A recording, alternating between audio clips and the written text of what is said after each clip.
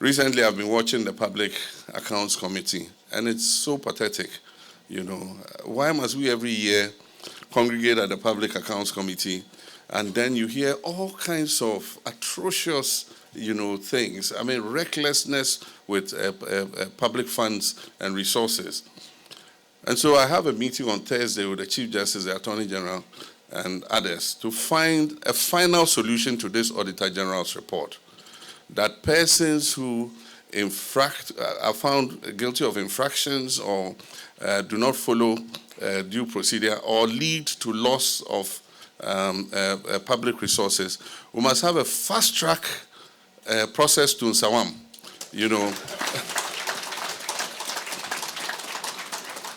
Fast track before you see you in Nsawam, 6 months.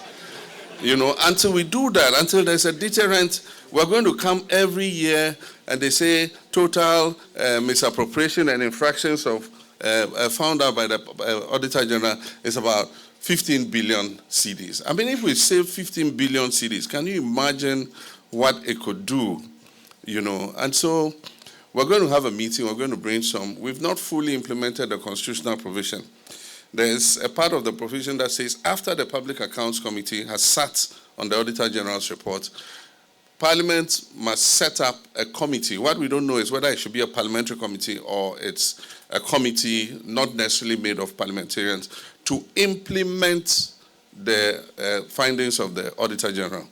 Right now what we use is the the ARICs. Every department is supposed to set up an ARIC. But once they've come from the Public Accounts Committee, virtually nobody follows up on what's the recommendations that were given. And so the Audit Reports Implementation Committees are not working. And so we must find a way where we are able to create a deterrent until people know that you can be held responsible for these things that you do. They'll continue to do the same thing. And so after Thursday, I'm sure we'll come up with some way where persons who are culpable of misusing the resources of the people will be held to account so that others, do not follow suit.